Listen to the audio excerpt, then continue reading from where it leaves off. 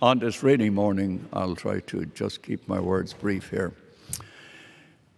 Paul Miki and his companions are very, very interesting. They have a great teaching for us. I went to Nagasaki some years ago to do a retreat. I did a retreat at the shrine of the Japanese martyrs, this Paul Miki and his companions. Christianity, or Catholic Church, came to Japan in 1540. Francis Xavier, who was a young Jesuit, he's Spanish, he brought the faith to Japan, to Nagasaki in 1540. The Jesuits were very young, but he carried the flag of the Portuguese king. Therefore, his mission was financed by the King of Portugal.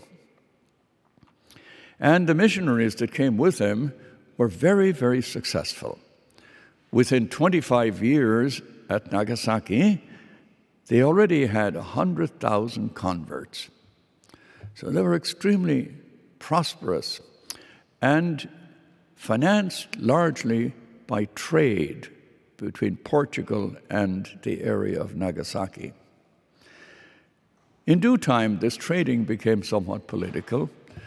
Now it depends on which story you read, but the emperor at the time was fearful, blamed the Jesuits or blamed the missionaries for undermining Japanese culture, and many other things that were blamed for, some true and some not so true. But they were banned. And so 25 years after they came to Nagasaki, they were banned by the emperor.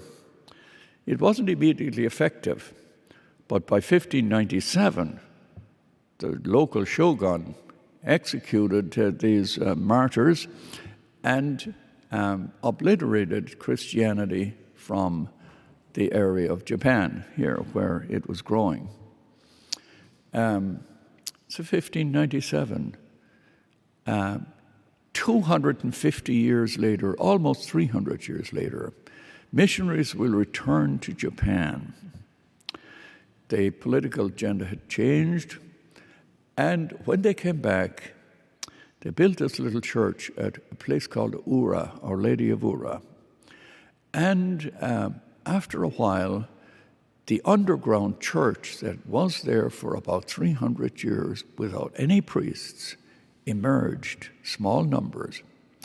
But they came to the missionaries, and in order to authenticate the fact that the missionaries were really Catholic, there were two things they wanted to see. Well, three actually. There were two, especially two. They wanted to see the image of the Blessed Mother, because all through the 300 years, the faith was sustained by devotion to the Blessed Mother. So they wanted to see the statues of the Lady, the Blessed Mother. The second thing, they wanted to affirm that, in fact, these missionaries were followers of the man wearing the white cassock, wearing the white robe, which is the Pope. And thirdly, but in a marginal way, they wanted to ask the missionaries if they were married. If they were married, they wouldn't follow them, but they were celibate. And so what's extraordinary about it, for almost 300 years, without any priests, the faith was sustained at Nagasaki. They baptized the children. They taught the doctrine of the church, the catechism.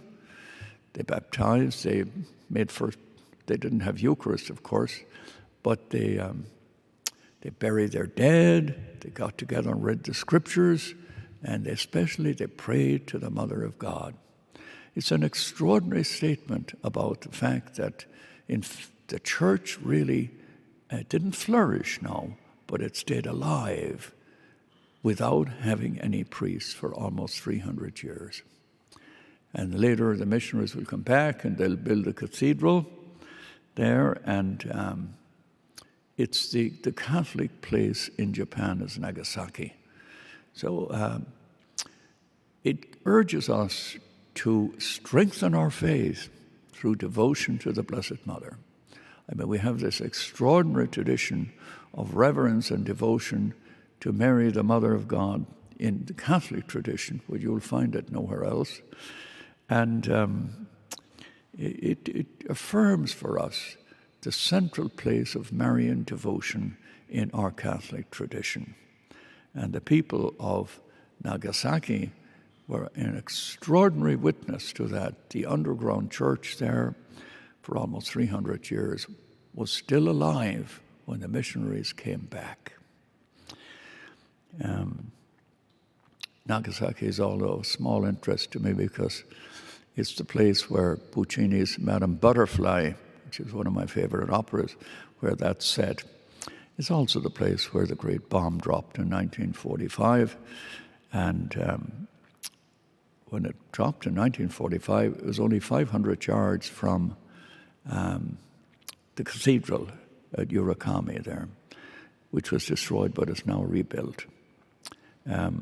Rather interestingly, one day on my retreat, I went to the cathedral to pray, and I was sitting in the pews down there. It was empty. And while I was there, writing my journals and reading my book, in came these little children, maybe third, fourth, fifth grade, little people, and they're all excited. They're running around, and they're laughing, and they're talking to one another. And with them is a sister, a nun, draped in the long habit. And they all came in, and they went into the pews, front pews. And then a priest came out and sat in the sanctuary. He was hearing confessions. So these little people would run up, sit down, and then run back, and they were laughing, and they were cheerful. And I remember writing in my journal, what do we teach these children that I'm looking at here, so that any time in the future, they can come and destroy my children, the Holy Family? Or what do we teach our children, the Holy Family, that in any kind of a war, we can go and destroy those children? I mean, what are we teaching one another about how to kind of live out the gospel in the fullness of humanity? I remember writing that and saying, my goodness, here's innocence and children. What do we shape these children to teach them about the fact that war is an answer to anything? It's worth a second thought. At least for me it was, and I wrote that in my journal. We pause now for a moment of prayer.